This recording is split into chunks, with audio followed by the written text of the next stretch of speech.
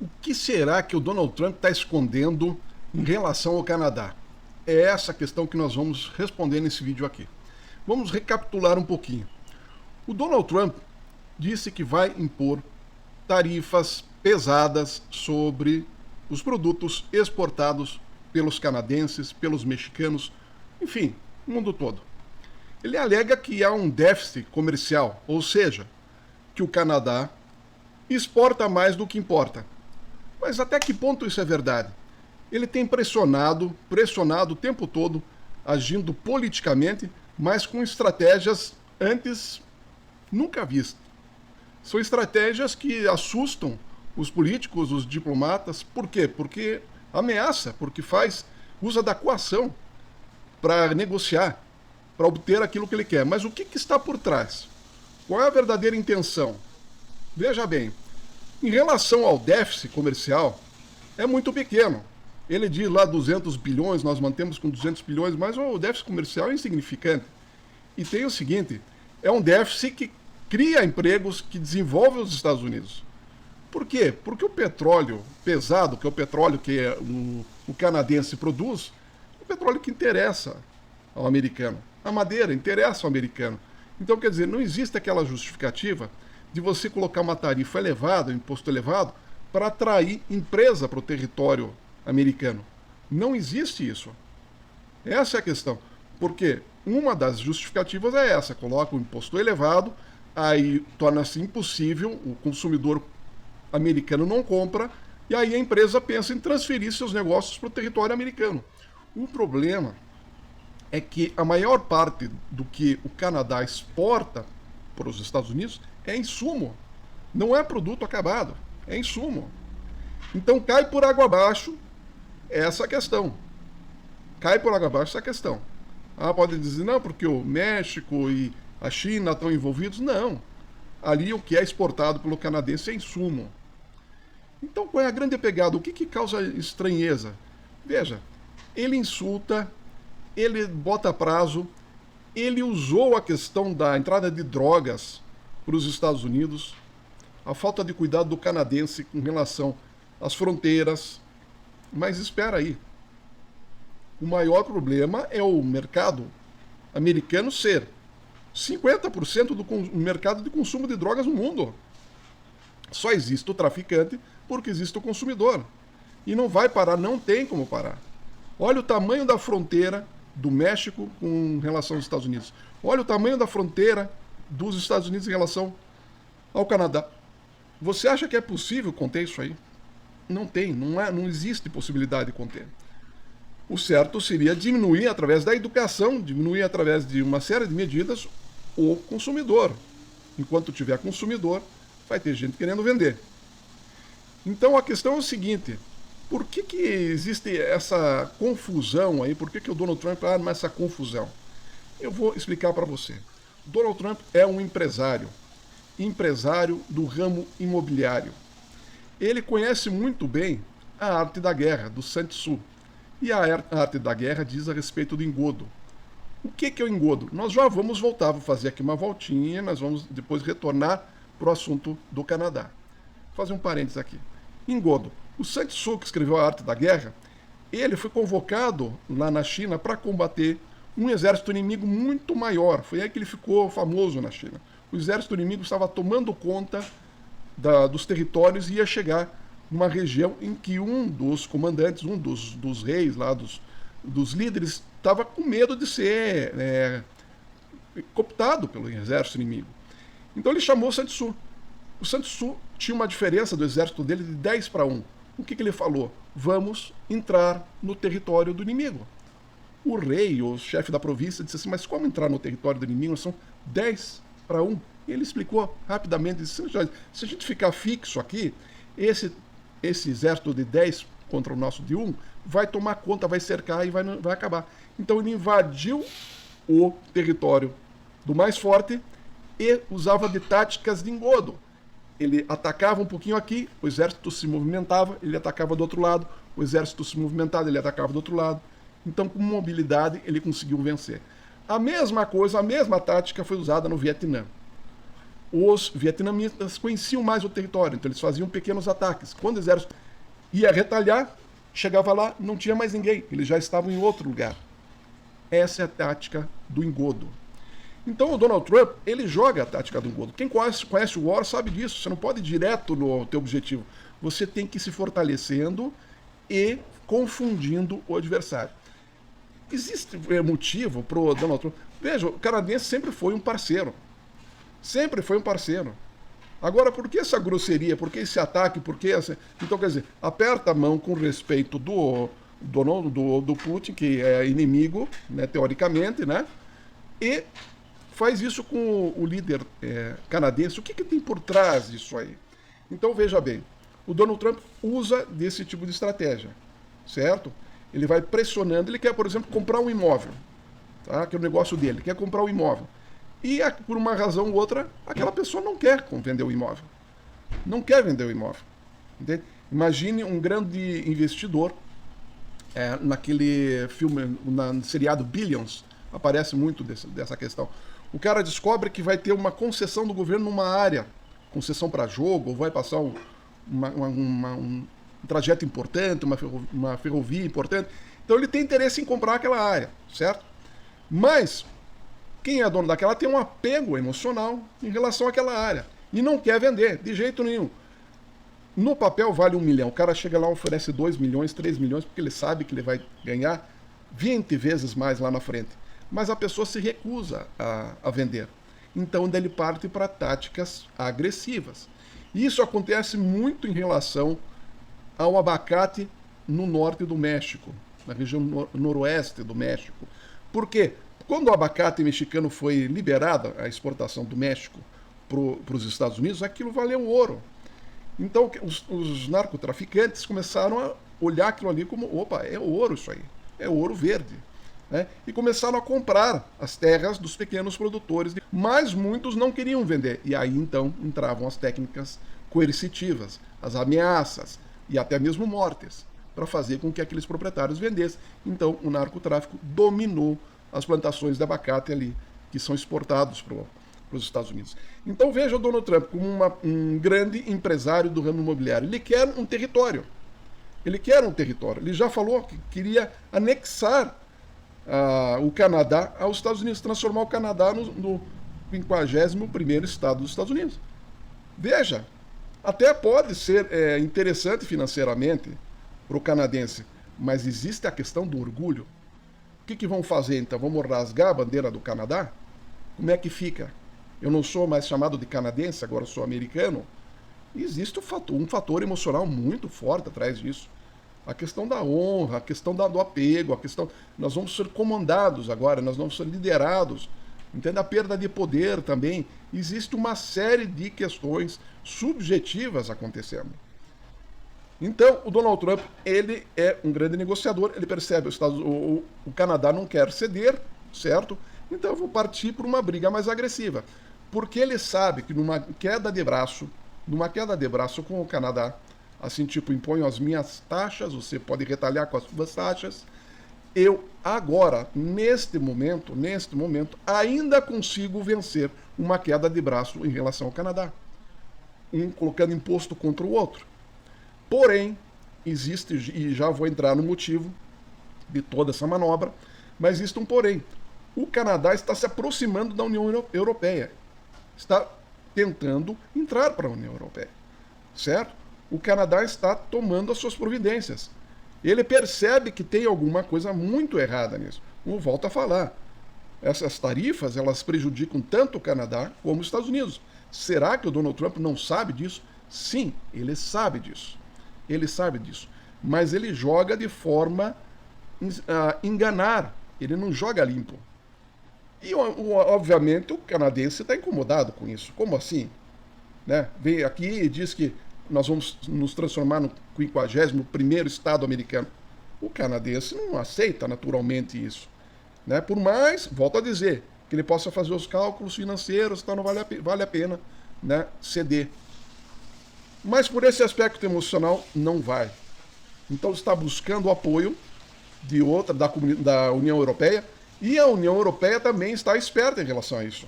está esperta, porque o Donald Trump já falou que a próxima vai ser a União Europeia. Então, veja bem, os países estão conversando tete a tete. O que quer dizer isso? Quando um representante de um país, um líder do país, sai da França até os Estados Unidos para conversar pessoalmente, é porque tem que ser sigiloso. Existe muita coisa por trás. Quando um representante dos Estados Unidos sai para ir até a Arábia Saudita conversar com um representante russo lá na Arábia Saudita, é sigiloso. Sigiloso ao ponto que eu vou explicar para vocês. Como que acontece? Imagine que essa reunião seja num quarto de um hotel. Acontece isso, no quarto de um hotel. Você sabe o que a segurança do presidente faz com relação, quando ele usa um quarto de hotel para conversar? Ele manda descascar toda a parede, tirar todo o papel de parede, descascar tudo para ver se não tem microfone. É por isso que muitas vezes a pessoa não entende por que custa uma fortuna um quarto de um hotel. Por que custa uma fortuna? Né? E veja, tem aparelhos que cancelam ondas sonoras para não ser captado a conversa. Então o serviço secreto vai lá, descasca tudo, certo? Descasca tudo. É feita a conversa, depois é feito de novo, pintado de novo, coloca papel de parede de novo e assim por diante. Veja o cuidado que tem que ter no caso de uma negociação. Então é por isso que esses líderes mundiais se deslocam, porque hoje se pensa assim, pô, tem internet, tem WhatsApp, tem uma série de coisas, por que esses caras têm que ir até lá presencialmente? Porque é extremamente sigiloso. E o que é extremamente sigiloso? E aí eu vou entrar na questão do Sr. Donald Trump. Ele é um cara empresário, sim, mas não é um cara perfeito. Todo mundo comete deslizes. Todo mundo comete. O primeiro deslize que ele cometeu foi na posse de ter falado em declínio americano várias vezes. Isso já está tendo um impacto violento na questão. Se veja que o dólar, os juros americanos está em alta, mas o ouro também. E isso não é normal no mercado financeiro. Mas vamos lá. A questão é a seguinte. Por quê? Qual é o objetivo real dessa manobra, dessa pressão? Porque ele sabe que na base da conversa, da lógica, ele não vai conseguir o objetivo dele. Tá? Então qual é o verdadeiro objetivo? E aí eu sou obrigado a fazer você lembrar que lá no comecinho ele soltou uma frase que vai elucidar este caso, que é digno do livro da Agatha Christie, não é verdade? Nós temos que achar o assassino, o local e a arma, certo? Então, o que acontece, gente? Ele diz exatamente isso. Eu quero anexar o Canadá e a Groenlândia. O Canadá e a Groenlândia por uma questão de segurança nacional. Cara, pensa bem. O Canadá faz parte ali da defesa, né, do acordo de defesa mútua. Então, quer dizer, não tem motivo para ele dizer que aquilo lá é uma questão beligerante. Você está entendendo? Não é isso. A Groenlândia é um pedaço de gelo grande, né? Mas é um pedaço de gelo. E tem base americana lá. Né? E está sob a tutela de amigos, aliados dos Estados Unidos. Mas aí ele comete uma gafe que faz elucidar o nosso caso aqui. Então nós temos que achar o assassino, o local e a arma. O assassino a gente já sabe. Que, aliás, convidou o Elon Musk para fazer parte do governo, porque ele sabia que o Elon Musk ia ser um cara que ia criar problema para ele. Ele sabe muito bem disso. Eu já volto na questão do motivo. Se você vê a história do Shackleton, que foi o cara que fez expedições da Inglaterra para o Polo Sul, o navio ficou encalhado lá, o gelo quebrou o navio. Então o Shackleton, ele tinha algumas pessoas que davam problema na vida dele se ele não chamasse para perto, que era o carpinteiro e o marceneiro, o carpinteiro e o cozinheiro, os caras que faziam os cálculos. Né? Então ele dizia assim, vamos marchar 3 mil quilômetros para cá. Os caras faziam os cálculos e diziam, impossível, impossível. E tudo que ele queria é que as pessoas se movimentassem, porque sabia que se ficasse parado iam morrer congelado. Mas ele tinha a noção exata de que era difícil conseguir sair lá do Polo Sul.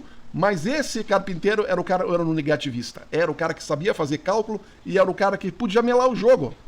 Então veja bem, quem que poderia melar o jogo do Donald Trump? Zuckerberg, Bezos, Elon Musk, o céu da Google.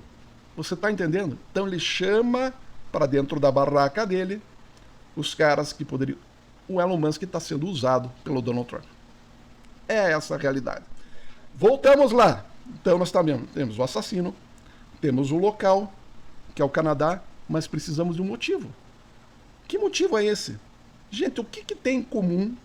O que tem em comum Canadá e Groenlândia para serem citados na mesma frase? Veja bem, ele falou em segurança nacional, e segurança nacional, em termos de aspectos militares, não tem nada a ver. Volto a dizer, são alianças, são aliados. Então o que é? Por que ele está sendo grosseiro com parceiro? Porque ele precisa de território frio, gente. Território frio. Tem uma onda de calor dentro da tua casa, certo? Tem um quarto que tem ar-condicionado, os outros não tem. Se você for o dono da casa, você que vai querer o quarto com ar-condicionado. A não sei que você seja muito altruísta, você vai ceder esse quarto para alguém. Mas não um cara egoísta, egocêntrico, como o Donald Trump já para você. Então, veja bem, o Texas, a temperatura média do Texas é 18, 19 graus. Isso média, eu estou falando. Né? Agora lá, no Canadá, é 7, é 6 a temperatura média. Na Groenlândia é 11 negativo a temperatura média. E tem um detalhe, a Groenlândia está aumentando o território habitável, porque o gelo está derretendo e está aumentando o território habitável. Você está me entendendo? E por que eles estão fazendo isso? Por quê? Porque eles rasgaram o acordo climático, entendeu? Vamos acabar com esse negócio aqui, vamos rasgar esse acordo climático, entende? E buscar outra solução. E qual é a outra solução? No que eles estão se baseando? Que vai sim haver cada vez mais o aumento da temperatura e eles precisam de um lugar para ir. Simples, gente. Simples. Né? Então a Califórnia lá pegando fogo, as casas, as mansões lá dos jogadores da NBA, assim por diante, gente do cascalho. Eu conheço lá Los Angeles, a região que já estive pessoalmente. São casas belíssimas. Você entra nos bairros assim, ó, essa casa aqui é de fulano de tal, essa aqui do Bruce Willis, esse aqui do não sei o quê, esse aqui do LeBron James, esse aqui bababá. É atração turística você passear no meio daquelas mansões. Tá? Então, pegando fogo, gente. Pegando fogo, calor começa do nada. Incendeia, pega no matinho lá, o calor começa, pá. Você tá me entendendo? Isso tá acontecendo nos Estados Unidos inteiro. Os caras precisam de um quarto com ar refrigerado, gente. Você tá me entendendo o que está acontecendo? Então é essa a questão de segurança nacional. Não é em relação ao russo, que o russo vai invadir os Estados Unidos, precisamos aqui do Canadá, porque fica muito perto, tá tão diferente da questão da Ucrânia. Certo? Diferente. O Putin sabe que tem mísseis sendo liberados lá para a Ucrânia, de mísseis de 500 milhas de distância, certo? E 500 milhas é a distância da fronteira da Ucrânia até Moscou, no ponto mais curto. Então é diferente. É diferente. Tá? Tem os minérios lá raros? Tem os minérios, mas a questão militar, de ataque surpresa, de velocidade, de tempo de resposta, é realmente importante para o russo. Certo? Mas ali no Canadá não, gente. Não se trata de uma questão militar. Então, segurança nacional do quê? Climático. É aí que ele coloca, ele dá a resposta. O assassino, Estados Unidos. A arma, o engodo, a pressão, o motivo. Climático. Elevação das temperaturas. Certo? Você acha que o cara é burro? Entendeu? Ele não está percebendo que está havendo uma elevação na temperatura da Terra. Você acha que ele é burro? Ninguém é burro, gente. Só que tem o seguinte, ele optou por outra solução. E aí que é o problema, e o mundo não vai aceitar isso. E os Estados Unidos é grande, mas não é dois. Sempre falo isso. A Alemanha era poderosa na Segunda Guerra Mundial, poderosíssima e tal. Até que entrou os Estados Unidos, até que entrou outros aliados, o canadense, o brasileiro, assim por diante. E aí, meu velho, acabou. Então lá os Estados Unidos têm 150 milhões. Você acha que as Forças Armadas dos Estados Unidos vai conseguir brigar no Oriente Médio, lá na faixa de Gaza, brigar na Ucrânia, brigar aqui na América do Sul contra a Venezuela, brigar, está entendendo, lá em Taiwan, a hora que os chineses partir para cima? Você acha que dá conta? Não dá conta. E com o déficit orçamentário deles, que é trilionário, o que menos eles precisam agora é uma guerra. Porque custa muito caro, gente. Custa muito caro. Uma guerra custa muito dinheiro. E volto a dizer, Estados Unidos é grande, mas não é dois. O resto do mundo unido, sem falar na questão de contingente, né? Porque a arma nuclear é uma destruição global, não interessa a ninguém, né? Então o que interessa é botar a peãozada, né? O soldado na linha de frente para tomar tiro. É essa maneira como eles pensam. Tá? Mas aí pensa o seguinte, pô, nós temos aí 300 milhões, a China tem 1 bilhão e 500 milhões. No pega ali, no embate, braço a braço, no tiro e assim por diante, não tem como. Não tem como.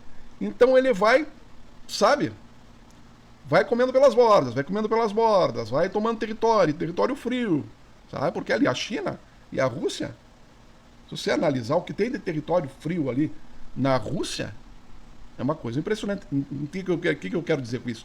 Tem ar-condicionado funcionando. Tem ar-condicionado funcionando. E isso é evidente. Aqui em Curitiba eu conheci várias pessoas que estão saindo de outros estados, entendeu? Vindo para cá para ter um clima mais ameno. Mas daí chegam aqui e percebem que o clima mudou aqui também.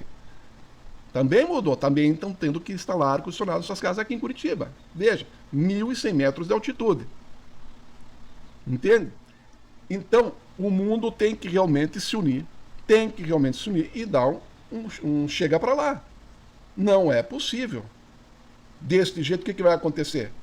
Nós vamos aceitar, né, que o mundo, alguns já dizem assim, não, o mundo está doente, o ser humano é um vírus, o corpo está tendo febre, vai matar o vírus com a febre. E daí alguns vírus mais inteligentes vão sobreviver?